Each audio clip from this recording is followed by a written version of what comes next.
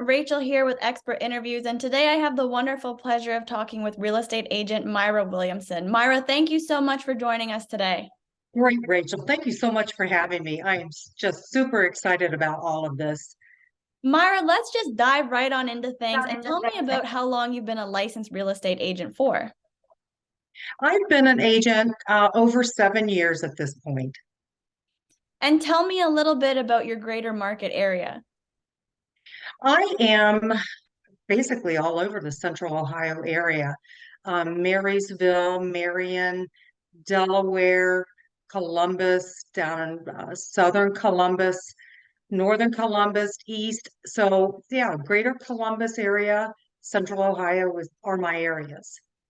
And now, Myra, let's talk a little bit about what inspired you to get involved in real estate. Was this something you picked interest in up over the years, or is it something that your family may have been involved in?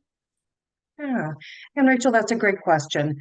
Um, just to share a little bit about me, I've always loved real estate. My older sister kind of got me involved in the passion for looking at homes.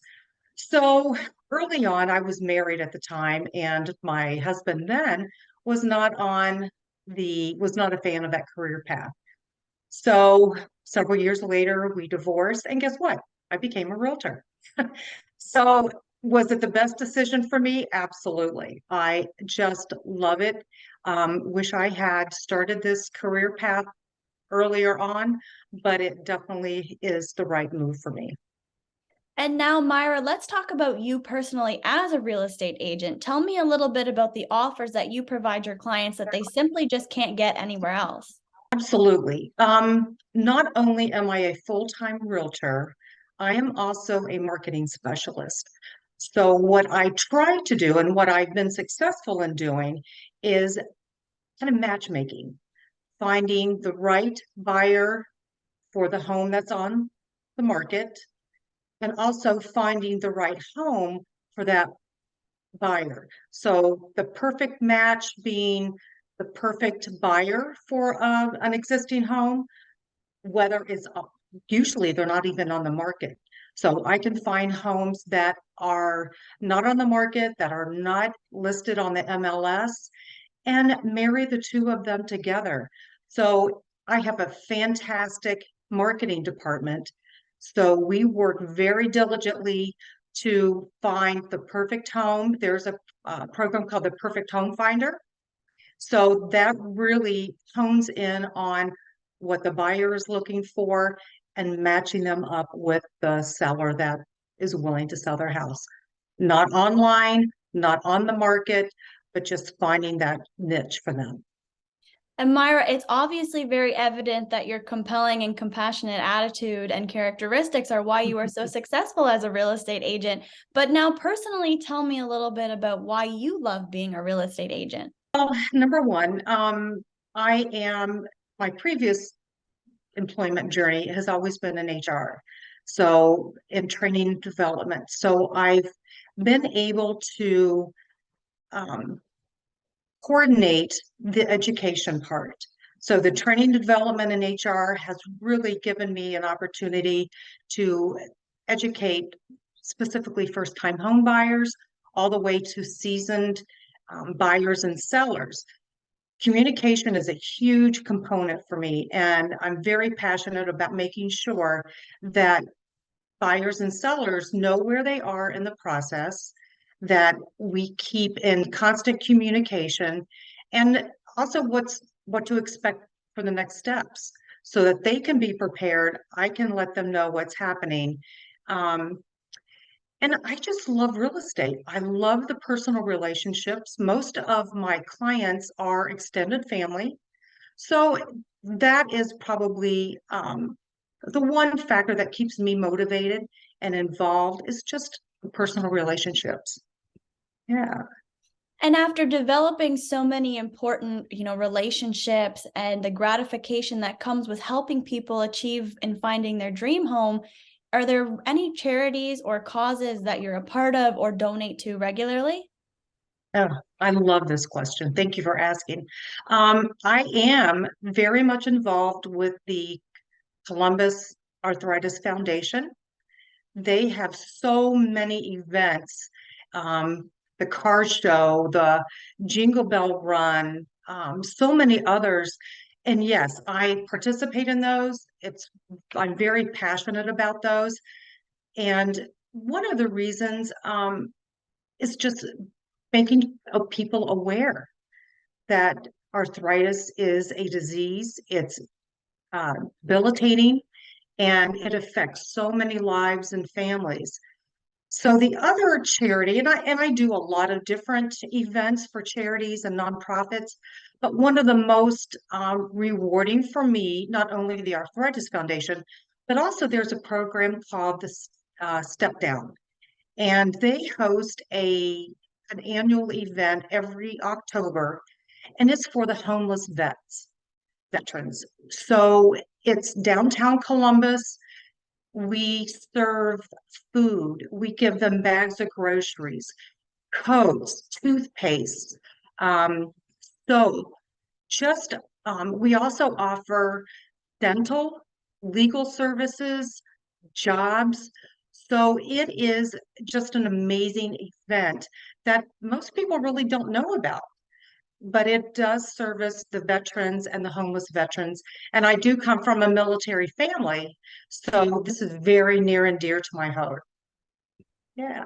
Now, Myra, I know that being a real estate agent, you are always on the go. And in your position, being a very successful real estate agent, I'm sure you don't get a lot of downtime. And as somebody who's also very heavily involved in your community, I can really only imagine that you don't get a ton of spare time. But when you do get a little bit of downtime or, time to relax, what are maybe some hobbies or activities that you enjoy? And you're so right, Rachel, and there's not a lot of downtime. Um, but I've always had um, the passion, but also a niche for cooking and baking. So my mother passed in 2004, and I was currently in Baltimore, Maryland. So I came back home and it's like, oh my goodness, what am I going to do with myself? I don't have a job. So I took the baking component and I started Diva Delight Desserts. So it was just, I grew up in New Albany, and so it was just shamelessly soliciting um, box lunches, desserts, drinks. So I would go around to the little mom and pop shops there in New Albany and give out taste tests. So it actually just evolved into this business that kept my dad and I very busy. So not only do I do, but right now, because my business has grown so much, I just typically will do a Thanksgiving cupcake client appreciation. So I baked this past November, it was over 300 cupcakes for my clients. So, and I do it all by scratch. I do have a couple of helpers with me, but it's 3 days of solid baking and decorating. So, but I love it. That's been, people say exercise and things like that. To me, it's baking. So usually at 10 o'clock at night, I'm either baking a cake, doing cupcakes. One of my specialties for the Diva Delights has always been chocolate truffles, amaretto cheesecakes. Um, there is a chocolate ganache cake that people just love. So those are kind of my three staples for the Diva Delights. But you're right. So now it's just all of the desserts and no box lunches at this point. Yeah. Myra, that is absolutely amazing. And I know I have quite the appetite after listening after listening to all of that. But now, Yeah. if we dive back into real estate, if we go back a handful of years or so to when you were obtaining your real estate license or in the process, or even just the thought of maybe dabbling into the world of real estate again, tell me a little bit about a piece of advice perhaps you wish somebody would have given you, or a piece of advice you wish you would have stumbled upon prior to this process. My goodness. I can think of actually three tips or areas that I would love to have known about before I started real estate. Actually, four. One would be have money saved up. You don't know when you're closing, when you have clients, when you're going to have a closing. So they estimated 3 to 6 months having a closing. Well, it was a little longer than that for me. Um, so having money saved up. having a mentor right off. I, knowing, being in the business over 7 years now, I struggled and I would love to have had a mentor, someone to kind of walk me through the steps. Um, how do I do postcards? How do I do advertisements? So those little niches and nuances that people don't tell you about. But when you do go to real estate, when you get go to the classes and get your exam, nobody tells you those things. Another piece of advice would be um, to kind of unlearn what you learned during the courses. So what they tell you and going through the classes at real estate does not really translate into the real world. So another piece of advice for me would have been just sit back and listen.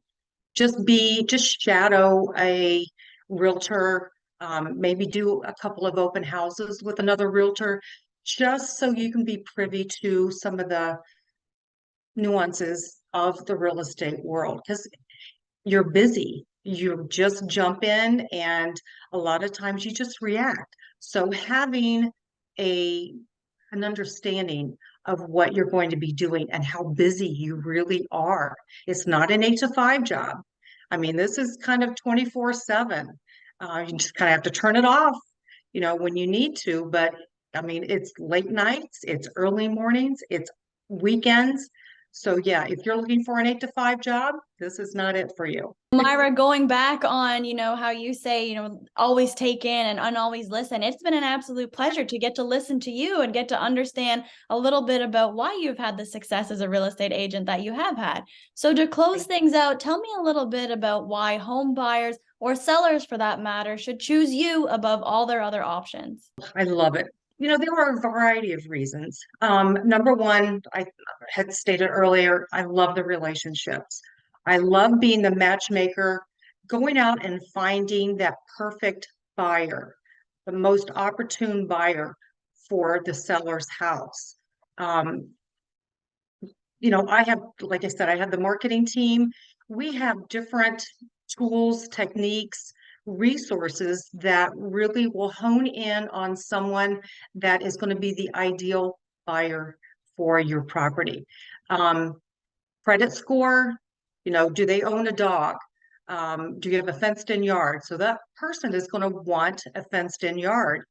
So just kind of narrowing it down to the people that would be interested in the features and the amenities of your house and really trying to match those people together.